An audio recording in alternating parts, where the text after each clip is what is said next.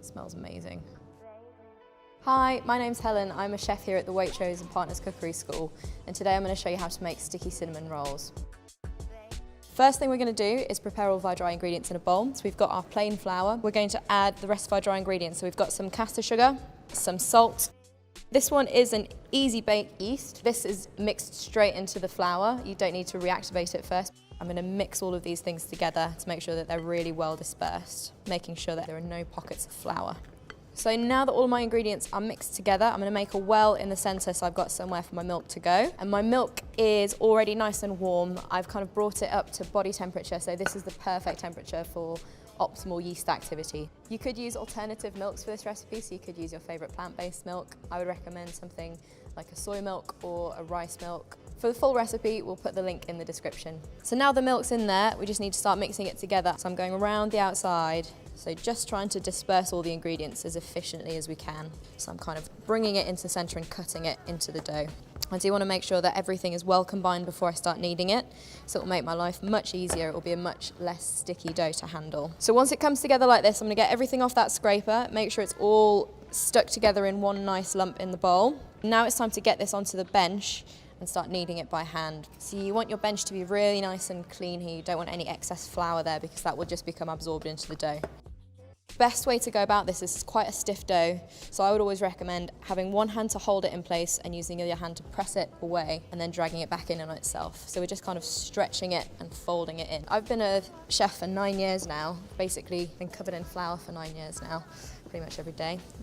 And I started making enriched doughs like this when I was first training. So I trained at a restaurant in Knightsbridge in the pastry section, and we used to make brioche to go on the dinner menu, which was one of my favourite things to eat because the leftover crusts, we would always kind of scavenge those, sprinkle them with a bit of cinnamon sugar, so really similar to this recipe. So every so often when you're kneading this way, it's really important to kind of rotate the dough to make sure it's getting an even workout. So I can feel that my dough is ready now because it's so smooth, so soft and so elastic. So I'm going to try and work it into a nice round ball so that it can rise and develop a little bit of tension in the bowl. And the way that I'm doing that is just kind of dragging it across the surface, trying to create a kind of a seam underneath. You can see that it's tightening up like a balloon when you inflate a balloon. And if you press your finger into it, it will spring back quite readily as well. So that tells you that you're there. You've got plenty of gluten development, plenty of elasticity. This is ready to prove now. And just cover it with cling film and leave it to rise. We're going to leave this to prove at room temperature. Now my dough has been proving for about an hour. You can see that it's really grown in its volume. So once your dough is ready, we're going to flour the work surface with some dusting flour, and then we can use the dough scraper to just scoop the dough out onto the worktop. So I'm going to dust the surface a little bit just to stop it from sticking to my rolling pin, and then we're going to knock it back just to remove the majority of the air bubbles and flatten it into the right starting shape. So try and encourage it into a rough kind of square. That will help us to achieve the right shape when we do our final roll. And then we're going to use the rolling pin to roll it. So you can start by pulling the edges out to the sides at the initial stages just to help get the shape right. This is a really nice activity to do on a kind of rainy Sunday afternoon. Nothing too stressful. Just kind of meditate, get to know your dough, and have something really beautiful come out of the oven at the end of it. So I've got a really nice rectangle of dough. This is ready to be rolled up. I'm going to turn it so the long side is facing me, and then I'm going to sprinkle it with some sugar. So I've got some dark muscovado sugar. So I'm going to add 1.5 teaspoons of cinnamon in here, so just to make sure that it's really well combined with the sugar. So I'm going to spread this out by hand, just kind of making it really evenly coat the surface. Once we've got it evenly dispersed, we can just press it down, and then we're going to start rolling it up. So I always start with the bit that's closest to me, and you want to make an initial fold just to keep everything glued together. So really press that bit in, and that will help it to be tight as we roll it up, and then just gently easing it in, using your thumbs on one side and your fingers on the other. This is a very satisfying thing to do. And you can kind of square off the ends, so you can press those in just to make the thickness even all the way along. So I'm going to pop it onto some cling film and just gently wrap it up. So at this point, if you wanted to, you could pop it into the freezer, and that way you can bake cinnamon rolls at any point without any of the effort. So they're just ready to go whenever you want them. So I'm going to pop it onto a tray, into the fridge, and we'll slice them up in about 20 minutes time.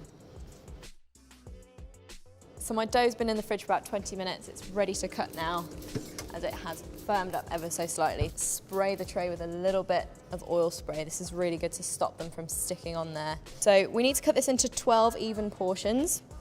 The best way to do that is to cut it in half to begin with, and then cut each half in half again, and then you've only got to get 3 even-sized pieces out of each portion. If you don't do this, then the first one tends to be much more generous than the last one. And it's really important when you're cutting through the dough that you're sliding a knife back and forth, you're not just pressing down, because that will crush the dough and it will ruin the shape that we've created here.